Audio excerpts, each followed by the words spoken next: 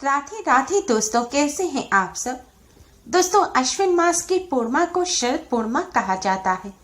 इस बार यह पूर्णिमा 9 अक्टूबर दिन रविवार को है। ऐसी मान्यता है इस दिन चंद्रमा अपनी पूर्ण कलाओं के साथ होता है। पौराणिक कथाओं के अनुसार समुद्र मंथन के दौरान शरद पूर्णिमा के दिन ही मां लक्ष्मी प्रकट हुई थी। ऐसा माना जाता है इस दिन मां लक्ष्मी धरती पर आती है और अपने भक्तों पर कृपा बरसाती है। शरद पूर्णिमा को कोजागरी पूर्णिमा, कौमुदी पूर्णिमा भी कहा जाता है। धार्मिक मान्यताओं के अनुसार शरद पूर्णिमा की रात्रि को मां लक्ष्मी पृथ्वी का भ्रमण करती हैं और रात में वह देखती है कि कौन जागकर उनका पूजन कर रहा है। जो व्यक्ति शरद पूर्णिमा की रात्रि को जागकर मां लक्ष्मी का स्मरण, ध्यान, पूजन कर रहे होते हैं, मां लक्ष्मी उनके सभी दुख दरिद्रता को दूर कर देती हैं और उन्हें जीवन भर कभी कोई कमी नहीं होती। मां लक्ष्मी की कृपा से घर में अन्न धन के भंडार भर जाते हैं। यह भी माना जाता है कि शरद पूर्णिमा की रात्रि को चंद्रमा की किरणों से अमृत बरसता है, इसलिए शरद पूर्णिमा की रात्रि को अधिक समय तक चंद्रमा के किरणों के नीचे बैठना चाहिए, चंद्रमा को देखना चाहिए। ऐसा करने से नेत्रों की ज्योति बढ़ती है, आंखों की बीमारियां दूर होती हैं। चंद्रमा की किरणें जब शरीर पर पड़ती हैं तो इससे शरीर भी निरोगी बनता है। इसीलिए चंद्रमा की रोशनी में खीर रखकर खाने की परंपरा है। मान्यता है ऐसा करने से खीर में अमृतमय गुण आ जाते हैं, जिसे खाने से निरोगी काया प्राप्त होती है और मां लक्ष्मी की भी कृपा मिलती है। इस बार शरद पूर्णिमा पर स्वास्थ्य सिद्धि योग बन रहा है। यह योग मां लक्ष्मी की कृपा प्राप्त करने के लिए बहुत खास होता है। साथ ही इस दिन कई अद्भुत संयोग भी बन रहे हैं। त्रिग्रही योग भी इस दिन बन रहा है, इसलिए इस बार की शरद पूर्णिमा और भी ज्यादा खास हो गई है। दोस्तों, पूर्णिमा का दिन मां लक्ष्मी की कृपा प्राप्त करने के लिए बहुत ही खास माना जाता है। आज की इस वीडियो में हम आपको शास्त्रों में बताया गया पूर्णिमा पर करने वाला मां लक्ष्मी की कृपा प्राप्त करने का एक बहुत ही आसान और असरकारक उपाय बताने जा रहे हैं। इस उपाय को करने से धन की देवी मां लक्ष्मी की कृपा से धन संबंधी समस्याएं जल्द ही दूर हो जाती हैं। अपार धन प्राप्ति के योग बनते हैं। धन में दोगुना चौगुना वृद्धि होती है। मां लक्ष्मी के साथ ही भगवान विष्णु की कृपा से घर में सुख समृद्धि बनी रहती है और कष्टों से छुटकारा मिलता है।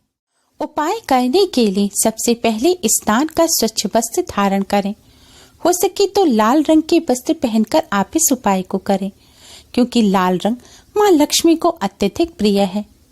उपाय करने के लिए आप एक दीपक लें। आप अपने मंदिर में जो पीतल का दिया इस्तेमाल करते हैं, आप वह दिया भी ले सकते हैं, या फिर आप अलग से मिट्टी का या फिर आटे का भी दिया ले सकते हैं। अगर आटे का दिया ले रहे हैं तो साफ जल से आटा मढ़ें और आटे में नमक नहीं होना चाहिए। अब आप अपने मंदिर के सामने आसन बिछाकर बैठ जाएं और भगवान लक्ष्मी नारायण के सामने आप थोड़े से साबुत चावल रखें और चावल के ऊपर आप इस दिए को रखें।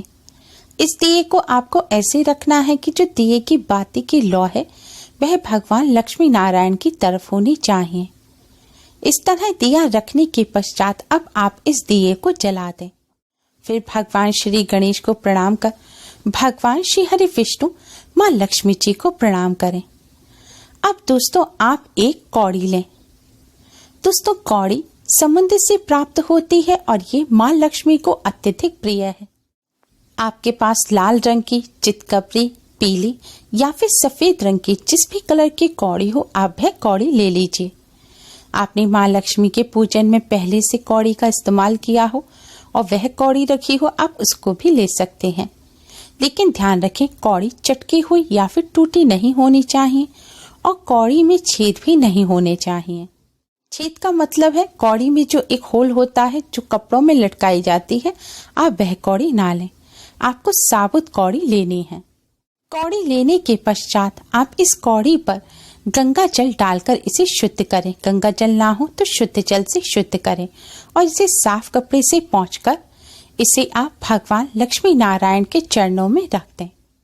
अब आप भगवान श्री हरि विष्णु माँ लक्ष्मी जी को हल्दी और कुमकुम से तिलक करें और फिर इस कौड़ी पर भी तिलक करें। इसके पश्चात आप इस कौड़ी को लेकर इस दीपक में डाल दें। जी हाँ दोस्तों, अब आपको यह कौड़ी इस दिए में डाल देनी है। इसलिए आपको लगभग इतना बड़ा दिया बनाना है जिसमें यह कौड़ी अच्छी तरह से आ जाए। कौड़ी दिए में डालने के पश्चात अब आप भगवान विष्णु माँ लक्ष्मी जी को प्रणाम करें। अब आप भगवान विष्णु जी के द्वादश मंत्र ओम नमो भगवते वासुदेवाय का 108 बार जाप करें। मंत्र है ओम नमो भगवते वासुदेवाय। अगर आपके घर तुलसी की माला हो तो तुलसी की माला पर आप इस मंत्र का जाप करें, नहीं तो आप उंगली पर गिनकर भी कर सकते हैं। भगवान नारायण का पूजन करने के पश्चात आप माँ लक्ष्मी का पूजन करें। माँ लक्ष्मी को प्रणाम करें और माँ लक्ष्मी के इस महामंत्र का 108 बार जाप करें। मंत्र है ओम महालक्ष्मी नमः। मंत्र है ओम महालक्ष्मी नमः। दोस्तों, अगर आपके घर कमलगट्टे की माला है तो इस मंत्र का जाप आप कमलगट्टे की माला पर करें, नहीं तो आप तुलसी की माला पर या उंगलियों पर गिनकर भी इस मंत्र का जाप कर सकते हैं। इस तरह मंत्र का जाप करने के पश्चात दोस्तों अब आप भगवान श्री गणेश को प्रणाम कर भगवान विष्णु माँ लक्ष्मी जी को प्रणाम करें और आपकी जो भी धन संबंधी समस्या है वह आप भगवान लक्ष्मी नारायण से कहें। आप व्यापार करते हैं, आपके घर में व्यापार है और व्यापार में उन्नति नहीं हो रही, नौकरी कर रहे हैं लेकिन नौकरी में प्रमोशन नहीं मिल रहा, या नौकरी की तलाश कर रहे हैं लेकिन आप बेरोजगार हैं, या घर में पैसा आता तो है लेकिन फिजूल की चीजों में खर्च हो जाता है। धन संबंधी जो भी समस्या है वह आप भगवान लक्ष्मी नारायण के सामने कहें और धन संबंधी सभी समस्याओं को दूर करने की प्रार्थना करें। दोस्तों, इस तरह प्रार्थना करने के पश्चात आप अपने मस्तक पर भी हल्दी कुमकुम से तिलक करें। दोस्तों, दिया जलाने के बाद आपको भगवान जी को किसी फल मिष्ठान का भोग भी अवश्य ही लगाना चाहिए। मिष्ठान में हो सके तो सफेद रंग के मिष्ठान जैसे कि गुलाब कंद, बर्फी या फिर चावल की खीर या मखाने की खीर का भोग लगाएं, क्योंकि यह माँ लक्ष्मी को अत्यधिक प्रिय है। दोस्तों, भोग लगाने के पश्चात ही आप मंत्र का जाप करें और पूजन करें। दोस्तों, पूजन करने के पश्चात आप दीपक में कौड़ी को ऐसे ही रखा रहने दें। यह उपाय आपको पूर्णिमा की रात्रि को करना है। पूर्णिमा की रात्रि को यानी कि संध्या काल के बाद आप रात्रि में किसी भी समय कर सकते हैं। संध्या काल पूजन करते समय जब आप दीपक जलाएं उस समय भी आप इस उपाय को कर सकते हैं।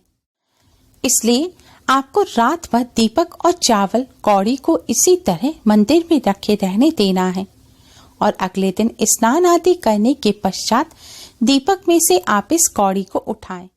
अब इस कौड़ी को आपको अपने ही घर पर लगे किसी पेड़ पौधे, किसी गमले में मिट्टी में गाड़ देना है।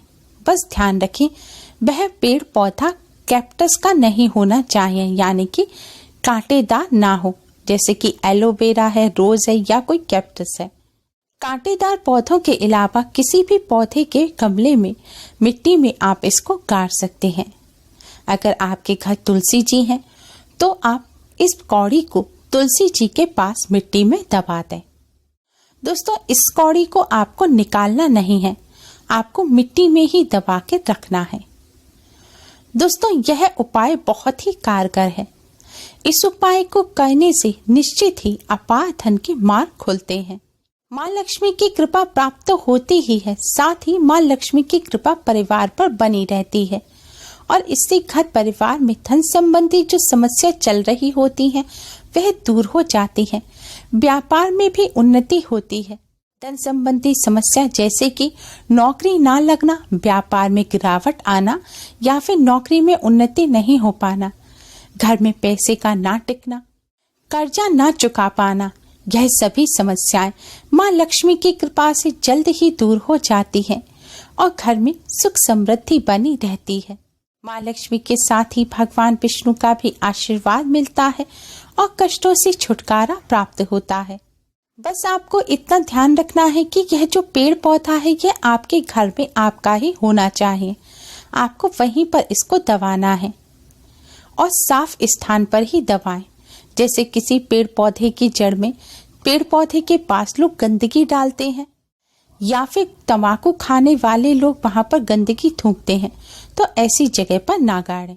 अगर कोई साफ स्थान पर लगा हुआ पेड़ पौधा ना हो या आपके घर में कोई पौधा हो ही नहीं, तो आप तुलसी जी के पास से तुलसी जी की थोड़ी मिट्टी ले आएं और उस मिट्टी को एक लाल रंग के कपड़े में रखकर उस मिट्टी के अंदर आप इस कौड़ी को दबा दें और इस कपड़े में इस